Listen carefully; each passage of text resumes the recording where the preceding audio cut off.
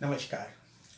जन विकास महासभा एवं society of career technology द्वारा आयोजित इस जूलॉजी के क्लास में जेनेटिक्स की क्लास में आपका स्वागत है। आज हम लोग जीन एक्शन या प्रोटीन सिंथेसिस के बारे में बात करेंगे। असल में मेंडल नाना ने ये तो कहा था कि हर जीवधारी के अंदर, चाहे एनिमल हो या प्लांट हो, हर गुण का निर्धारण करने के लिए एक जोड़ा कुछ कुछ होता है। क्या होता है ये तो नहीं मालूम, बस उन्होंने ये कहा कि हर ऑर्गेनिज्म में हर गुण का निर्धारण करने के लिए एक जोड़ी कुछ कुछ होता है, जिसको उन्होंने उस समय फैक्टर का नाम दिया। क्या होता है और कैसे करता है उस समय तो नहीं मालूम था, लेकिन हाँ, इतनी बात उन्होंने जो कही वो बिल्कुल सही थी कि इन एक जोड़ी फैक्टर में से एक हमेशा पिता से प्राप्त होता है, एक माता से प्राप्त होता है, और पुनः गैमीट फॉर्मेशन के समय ये दोनों फैक्टर एक दूसरे से अलग अलग हो जाते हैं। बाद में ये पता चला कि यही फैक्टर जीन्स हैं जो कि सेल के न्यूक्लियस में क्रोमोसोम्स के ऊपर एक लीनियर ऑर्डर में लंबाई में जुड़े रहते हैं, मोती के दाने की तरह से। और दूसरी तरफ विभिन्न लक्षण विभिन्न प्रकार की प्रोटीन के कारण होते हैं। जैसे हम अपनी आँख से ही चीज़ों को देख सकते हैं, क्योंकि आँख की रेटिना के रॉड सेल में ही एक विशेष प्रकार की प्रोटीन होती है जिसको हम कहते हैं रोडाप्सिन। और ये रोडाप्सिन ऐसा है कि इस पर जब लाइट पड़ती है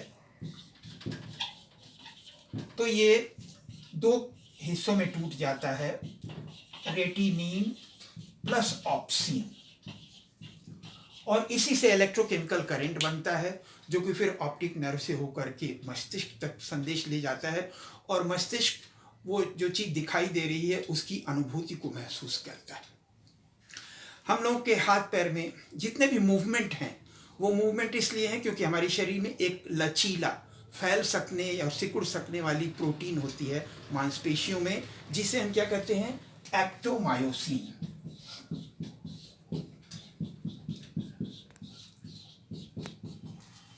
और इसी प्रकार से ब्लड हमारे शरीर में लंग्स से ऑर्गन्स तक ऑक्सीजन और CO2 का ट्रांसपोर्ट करता है, तो इसके लिए उसमें एक विशेष प्रकार की प्रोटीन होती है जिसको हीमोग्लोबिन कहते हैं। अब ये जो भी प्रोटीन है, इसके अलावा हर प्रतिक्रिया को कंट्रोल करने के लिए एक फंक्शनल प्रोटीन या एंजाइम होती है। प्रोटीन हमेशा 20 प्रकार के एमाइनो एसिड के एक खास क्रम में जुड़ने से बनते हैं। जीन्स सिर्फ 4 अल्फ़ाबेट से बने होते हैं, एडेनिन, थाइमिन, गुआनिन और साइटोसिन, और इसी का क्रम तय करता है कि कहाँ पर प्रोटीन बनते समय किस जगह पर कौन सी एमाइनो एसिड अटैच की जाएगी। अब आप सोचेंगे कि 4 तो एन बेसेज हैं और 20 प्रकार के एमाइनो एसिड हैं, तो ये कैसे कंट्रोल करेंगे। तो ये पता चला कि असल में 3 एन बेसेज का समूह मिल करके एक एमाइनो एसिड की पहचान करता है, जिसे ट्रिपलेट कोड या जेनेटिक कोड कहते हैं। अब प्रोटीन का निर्माण सेल के साइटोप्लाज्म में राइबोसोम के प्लेटफॉर्म पर होता है, जबकि जीन्स सेल के न्यूक्लियस में क्रोमोसोम्स में होते हैं। अब ये जीन्स यहां से निकल करके राइबोसोम के प्लेटफॉर्म तक तो जा नहीं सकते हैं, तो ये क्या करते हैं, एक चिट्ठी भेज देते हैं, और चिट्ठी ले जाने वाला एक पोस्टमैन मॉलिक्यूल बनाते हैं जो कि जीन्स के संदेश को लेकर के यहां तक जाता है। इसे HNRNA कहते हैं। दूसरी तरफ इसके आदेश के अनुसार अलग अलग साइटोप्लाज्म के विभिन्न हिस्सों में अलग अलग एमाइनो एसिड हैं, amino acid A1, A2, A3, इस तरीके से, और इन सबको राइबोसोम के प्लेटफॉर्म तक पहुंचना है, तो उसके लिए रिक्शा या ई रिक्शा चाहिए। तो वो ई रिक्शा क्या है, tRNA या ट्रांसफर RNA। तो इन्हीं सब बातों को मिला करके जीन एक्शन या प्रोटीन सिंथेसिस। अब ये कैसे होता है, इसमें 3 स्टेप हैं। पहला तो ट्रांसक्रिप्शन, दूसरा एमाइनो एसिड एक्टिवेशन, और तीसरा ट्रांसलेशन। कुछ वैज्ञानिक अब ट्रांसक्रिप्शन प्रक्रिया को अलग चैप्टर में रखते हैं, प्रोटीन सिंथेसिस के दायरे में नहीं रखते हैं। तो ऐसा मिल सकता है आपको कि कुछ किताबों में ट्रांसक्रिप्शन अलग चैप्टर है और एमाइनो एसिड एक्टिवेशन और प्रोटीन सिंथेसिस ट्रांसलेशन दूसरे चैप्टर में है। फिलहाल अब आइए देखें ये तीनों बातें कैसे होती हैं। तो सबसे पहला काम क्या है, ट्रांसक्रिप्शन या पोस्टमैन मॉलिक्यूल बनाना। और इसके लिए हर स्ट्रक्चरल जीन के बगल में एक प्रमोटर जीन होता है। जैसे कि कहीं पे कि कोई फैक्ट्री होती है, कोई दुकान होती है, उसका उद्घाटन करने के लिए नेताजी आते हैं। तो नेताजी जब आकर के बैठते हैं और उसके बाद क्या होता है कि एक रिबन लगा होता है, उसको कैंची से काटते हैं, उसके बाद कार्यक्रम का शुभारंभ हो जाता है। तो यहाँ भी यह है कि एक नेताजी हैं जिनको क्या कहते हैं, आरएनए पॉलीमरेज, और उनके पीए हैं साथ में सिग्मा फैक्टर, और जो कार्यक्रम के लिए मंच बना हुआ है उसको क्या कहते हैं, प्रमोटर जीन। तो अब ये क्या होता है कि ये नेताजी, आरएनए पॉलीमरेज और इनके जो पीए हैं सिग्मा फैक्टर, ये दोनों एक साथ आते हैं, कोर कॉम्प्लेक्स बनाते हैं, और ये कोर कॉम्प्लेक्स आकर के मंच पर बैठ गया। मंच पर बैठते ही क्या होता है कि इस डीएनए में अनजिपिंग की क्रिया होती है, जिसमें कि जैसे चेन वाले जैकेट में आप देखते हैं कि जिप खोलते ही दोनों किनारे अलग हो जाते हैं। तो इसमें क्या होता है कि तुरंत ये इसके अटैच होते ही ये अनजिपिंग की क्रिया होती है और ये दोनों किनारे एक दूसरे से अलग अलग हो जाते हैं। इनमें से कोई एक फंक्शन करता है, इस समय दोनों नहीं फंक्शन करते हैं। तो जो फंक्शन करता है उसको सेंस स्ट्रैंड कहते हैं, और जो नहीं फंक्शन करता है उसको एंटी सेंस स्ट्रैंड कहते हैं। अब जब ये अकेले अकेले न्यूक्लियोटाइड हो गए तो साइटोप्लाज्म में से एडेनिन, थायमिन, गुआनिन, साइटोसिन और शुगर और फॉस्फेट लाए जाते हैं, और इसके बगल में फिर आरएनए पॉलीमरेज क्या करता है कि ये इन सब मोतियों के बीच में धागा पिरो देता है, मतलब इसको जोड़ देता है। जब ये जोड़ देता है तो ये टूट करके फिर पूरा अलग हो जाता है। अलग हो जाता है तो फिर क्या होता है कि कार्यक्रम की समाप्ति हो जाती है। तो एक और फैक्टर आता है जिसको कहते हैं रो फैक्टर, और ये रो फैक्टर फिर इसमें रीजिपिंग की क्रिया करता है, दोनों हेलिसेस को फिर से पहले की तरीके से जोड़ देता है। इसके बाद ये HNRNA बना जो कि न्यूक्लियर पोर से होकर के साइटोप्लाज्म में आता है। इसमें फर्दर प्रोसेसिंग की क्रिया होती है, जैसा कि आप जानते हैं कि इसमें से जैसे कि रॉकेट में क्या होता है कि उसकी एफिशिएंसी बढ़ाने के लिए उसके पिछले हिस्सों में अलग अलग कंपार्टमेंट्स में फ्यूल भरा रहता है। तो जब पीछे वाले हिस्से का फ्यूल खत्म हो जाता है तो क्या होता है, अब उसकी उपयोगिता खत्म हो गई तो वो टूट करके अलग हो जाता है और अपने आगे वाले हिस्से को इग्नाइट कर देता है। इसी तरीके से यहाँ पे भी क्या है कि एक हिस्सा जो है, समझ लीजिए कि रॉकेट का सबसे पीछे वाला चैम्बर है, तो ये बस न्यूक्लियस से साइटोप्लाज्म में लाया और उसके बाद उसकी उपयोगिता खत्म हो गई, वो यहाँ तोड़ करके अलग कर दिया जाता है। फिर इसमें एक 7 मिथाइल गुआनोसिन की कैप जोड़ दी जाती है, एक पॉली ए की टेल जोड़ दी जाती है, ये मैसेंजर आरएनए तैयार हो गया। इसी तरीके से यूकैरियोट्स में क्या होता है, स्प्लिट जीन्स होता है जिसमें बहुत से इंटरवीनिंग सीक्वेंस या इंट्रॉन होते हैं जो नॉन फंक्शनल होते हैं। तो उस समय क्या होता है कि जब फंक्शन करना होता है ये साइड बडिंग में अलग कर दिए गए लूप की तरह से, और फिर ये तोड़ करके अलग कर दिए गए। बाकी जो बचे हुए हिस्से हैं जिनको एक्सॉन्स कहते हैं, ये एक दूसरे के साथ जोड़ दिए गए। इस क्रिया को स्प्लाइसिंग कहते हैं। अब ये एमआरएनए तैयार हो गया, जा करके राइबोसोम के प्लेटफॉर्म से अटैच हो जाता है। अब आइए आगे देखें क्या होता है, कैसे कैसे अलग अलग सवारियां अपने घर से निकलती हैं और रिक्शे या ई रिक्शे से फिर स्टेशन पे पहुंचती हैं। है जिसको कहते हैं हम amino acid activation. Amino acid activation यूँ समझ लीजिए कि जैसे आपको जाना है स्टेशन पे, तो आपने अपने नौकर को भेज करके गोल चौराहे से रिक्शा मंगवाया या ई रिक्शा मंगवाया। वो जब घर पे आ गया तो नौकर आपका हाथ पकड़ करके रिक्शे या ई रिक्शे पे बिठा दिया। तो यही काम यहाँ पे, इसको क्या कहते हैं, एमाइनो एसिड एक्टिवेशन। इसमें सबसे पहले तो एटीपी भाग लेता है, क्योंकि सेल में जब भी कहीं पे कोई भी मूवमेंट करना है मॉलिक्यूल को, तो हमेशा उसके लिए एनर्जी एटीपी के द्वारा दी जाती है।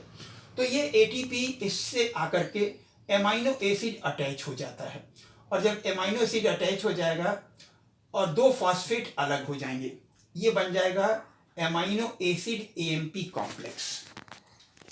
इसके बाद एक एंजाइम होता है जिसको कहते हैं एमाइनो एसाइल सिंथेटीज। इसमें आप देख रहे हैं कि 2, जैसे ई रिक्शा में 2 कुर्सियां होती हैं, 2 सवारियां एक साथ बैठ सकती हैं, तो इसी तरीके से यहाँ पे 2 सवारियों को बैठने की जगह है। एक्टिव साइट्स हैं। एक एक्टिव साइट ऐसा है जहाँ पे कि ये एमाइनो एसिड एएमपी कॉम्प्लेक्स बैठ जाता है, और दूसरा इसके बगल वाले पे आकर के टीआरएनए अटैच हो जाता है। जब ये दोनों अटैच हो जाते हैं तो उसके बाद क्या होता है कि हमारा पर्पस क्या है, एमाइनो एसिड को टीआरएनए से अटैच करना।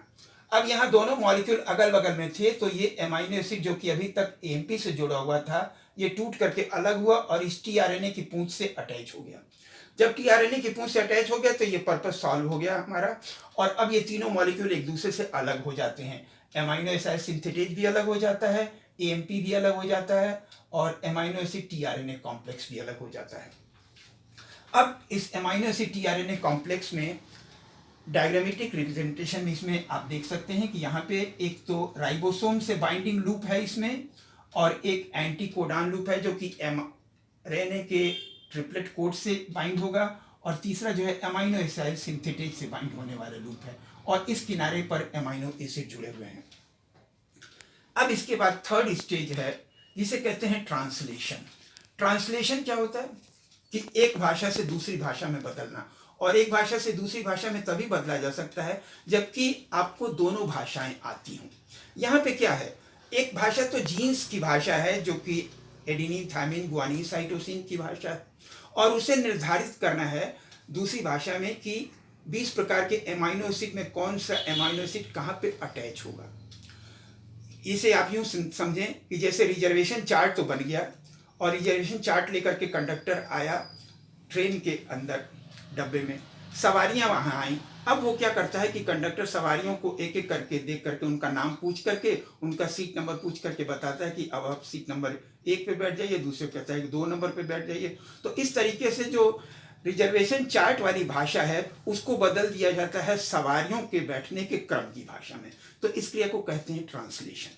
अब ट्रांसलेशन की क्रिया में भी 3 स्टेप्स हैं, इनिशिएशन, इलॉन्गेशन एंड टर्मिनेशन। आइए देखें कैसे होता है ये। यहाँ पे पुनः ट्रांसलेशन क्रिया की भी उद्घाटन होता है कि जैसे जब ट्रेन आ गई, खड़ी हो गई, तो उसमें क्या होता है कि कंडक्टर अब जो है गेट पे खड़ा हो गया, अब एक एक करके सवारियों को अंदर आने देता है। तो उसी तरीके से इसमें क्या है, पहला वाला एमाइनो एसिड हमेशा जो जोड़ा जाता है वो एक विशेष है। आप पूछेंगे ऐसा क्यों होता है, क्योंकि आपने देखा होगा ना कि रेलवे स्टेशन पे या बस स्टेशन पे टिकट खिड़की पे क्या होता है, एक आदमी आया टिकट लेने के लिए, लेकिन जब दूसरा आया तो उसके पीछे नहीं खड़ा होता है, वो हमेशा उसके बगल में खड़ा होता है। इधर खड़ा हो जाएगा, तीसरा वाला इधर खड़ा हो जाएगा, और तीनों की कोशिश ये रहती है कि पहले हम टिकट खिड़की के अंदर हाथ कर रहे हैं, पहले हम टिकट ले लें। लेकिन वहाँ क्या होता है कि एक आदमी आया, यहाँ पर एक पुलिस वाला आके खड़ा हो जाता है, तो पुलिस वाला खड़ा हो जाता है तो वो क्या करता है, दूसरे वाले आदमी को भी इसके पीछे खड़ा करता है। बिल्कुल वही क्रिया यहाँ पे होती है। एक एमाइनो एसिड पहले अटैच हुआ, दूसरा वाला इसके इधर भी अटैच हो सकता था, इधर भी अटैच हो सकता था, एक मामला गड़बड़ हो जाता। एक ही तरफ अटैच होने के लिए यहाँ पर एक पुलिस खड़ा हो जाता है, तो इसी वो फिर आगे जो दूसरा एमाइनो एसिड अटैच होगा इसके बगल में ये होगा, फिर उसके बगल में ये लाइन बनी रहेगी। इसीलिए हमेशा पहला वाला एमाइनो एसिड जो जोड़ा जाता है वो प्रोकैरियोट्स में तो फॉर्माइल मेथियोनिन, क्योंकि इसमें एक तरफ पुलिस वाले की तरीके से एक एल्डिहाइड ग्रुप जुड़ा हुआ है तो दूसरा एमाइनो एसिड नहीं जुड़ सकता है, और यूकैरियोट्स में इसकी जगह पे मेथियोनिन होता है। तो पहला वाला एमाइनो एसिड हमेशा फॉर्माइल मेथियोनिन या मेथियोनिन जोड़ा जाएगा, बाद में भले ही उसकी जरूरत नहीं है उसको तोड़ करके अलग कर दिया जाए, वो बात अलग है। अब इसमें क्या हुआ कि राइबोसोम की आदत है कि नॉर्मली राइबोसोम के दोनों यूनिट, सब यूनिट अलग अलग पड़े रहते हैं। जब फंक्शन परफॉर्म करना रहता है तो मैग्नीशियम आयन कंसंट्रेशन के प्रभाव से क्या होता है कि वो दोनों आकर के एक दूसरे से जुड़ जाते हैं। इस समय 3 इनिशिएशन फैक्टर्स हिस्सा लेते हैं, IF1, IF2, IF3, और एनर्जी देने का काम GTP करता है। तो सबसे पहले राइबोसोम में भी मॉलिक्यूल्स के बैठने के लिए 2 सीट होती है, एक तो A साइट होता है, एक P साइट होता है। सबसे पहले A साइट पे मॉलिक्यूल बैठता है, तो mRNA आकर के यहाँ पे अटैच हो गया, और आप जानते ही हैं कि राइबोसोमल RNA और राइबोसोमल प्रोटीन ये कोशिश करती हैं कि इसके जस्ट बगल में tRNA के एंटीकोडान वाले हिस्से को जोड़ने का काम करती हैं। तो इसके बगल में tRNA का एंटीकोडान वाला हिस्सा और एमाइनो एसिड वाला हिस्सा इधर की तरफ है, ये आकर के अटैच हो गया। जब तीनों चीजें अटैच हो गई तो कार्यक्रम का उद्घाटन हो गया, शुरुआत हो गई। इसलिए इस क्रिया को क्या कहते हैं? इनिशिएशन। अब इसके बाद दूसरा स्टेप क्या है? इलॉन्गेशन। और वो कैसे होता है? जब एक सवारी बैठ गई, उसके बाद जब दूसरी सवारी डब्बे में एंटर करने लगी तो उसे एक तरीके से इलॉन्गेशन कहते हैं। इसमें जैसे ये मान लीजिए ए साइट है और ये पी साइट है, तो ए साइट पे यहाँ पर पहले वाले अमाइनो एसिड अटैच हुआ। उसके बाद क्या होता है कि इनके बीच में रेसिप्रोकल मूवमेंट होता है। तो ये वाला जो mRNA और tRNA है, ये यहाँ से खिसक करके यहाँ आ जाएगा। इस खिसकने की क्रिया को क्या कहते हैं? ट्रांसलोकेशन। जरा ध्यान दीजिएगा, ट्रांसलोकेशन वर्ड एक जगह और इस्तेमाल होता है, स्ट्रक्चरल क्रोमोसोमल एब्रेशन में भी इस्तेमाल होता है। यहाँ पे ट्रांसलोकेशन का मतलब ये है कि mRNA और राइबोसोम का एक दूसरे के करिस्पॉन्डिंग मूवमेंट। तो क्या होता है कि अब ये पहला वाला जो tRNA अमाइनो एसिड कॉम्प्लेक्स आया था, वो खिसक करके पी साइट पे आ गया। पी साइट पे जब आ गया तो ए साइट खाली हो गया। अब यहाँ पे एक दूसरा अमाइनो एसिड लेकर के दूसरा tRNA आकर के अटैच हो जाएगा। तो बिल्कुल जैसे होता है ना कि ट्रेन के डब्बे में पहली सवारी बैठी, फिर दूसरी सवारी बैठी, तो बिल्कुल अपरिचित हैं, लेकिन बहुत यदि रिजर्व टाइप के नहीं हैं तो थोड़ी बातचीत शुरू हो जाती है। वो पूछ लेते हैं आपको कहाँ जाना है, वो कहते हैं दिल्ली जाना है, हमको भी दिल्ली जाना है, बातचीत शुरू हो जाती है। इसी तरीके से यहाँ पे क्या हुआ कि दोनों tRNA आए और उनकी पूंछ पे tRNA से एक तरीके से ई रिक्शे की तरह से था, वो तो स्टेशन के बाहर आया और सवारी को छोड़ दिया उसने। तो अमाइनो एसिड जब दोनों अगल बगल में आ गए, ये एक दूसरे से अटैच हो जाते हैं। अमाइनो एसिड अटैच होने के लिए पेप्टाइडिल ट्रांसफरेज एंजाइम हिस्सा लेता है।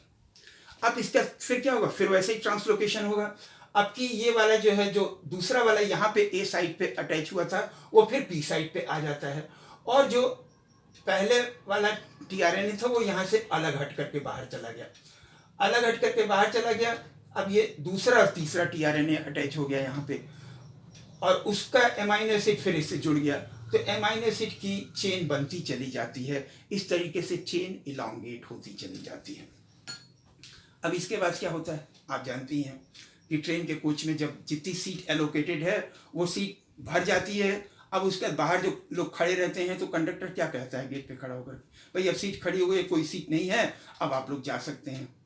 तो उसी तरीके से जब ये सारे अमाइनो एसिड की चेन बन जाती है तो इसमें समाप्ति की क्रिया होती है, जिसको क्या कहते हैं? टर्मिनेशन। और टर्मिनेशन कैसे होता है?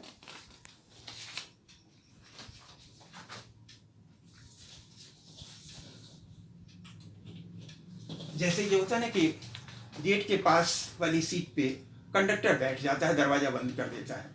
तो जब दरवाजा बंद कर दिया तो उसने क्या हुआ कि बाहर जो खड़े थे लोग और जो अंदर बैठे हुए थे, उनके बीच का कनेक्शन ब्रेक हो जाता है। कुछ इसी तरीके की क्रिया यहाँ पे होती है कि दो तरीके के टर्मिनेशन फैक्टर होते हैं। वो आकर के यहाँ mRNA के बगल में तो अटैच हो सकते हैं, लेकिन उनकी पूंछ पे कोई अमाइनो एसिड नहीं लगी रहती है। तो क्या होता है, ये आ करके यहाँ पे अटैच हुए ए साइड पे। अगले स्टेप में क्या हुआ, ये ए साइड से पी साइड में आएंगे, तो पहला लास्ट वाला जो tRNA से ये भी अलग हो गया, और ये जो अमाइनो एसिड की चेन थी ये भी अलग हो गई। इस प्रकार से ये प्रोटीन सिंथेसिस की प्रक्रिया समाप्त हो गई। तो इस तरीके से जीन एक्शन या प्रोटीन सिंथेसिस में जीन्स के में जो नाइट्रोजनस बेसिस की भाषा है वो तय करती है कि प्रोटीन के निर्माण के समय कहाँ पे 20 अमाइनो एसिड में से कौन सी अमाइनो एसिड किस जगह पर अटैच होगी। धन्यवाद, बाकी बातें कल। नमस्कार।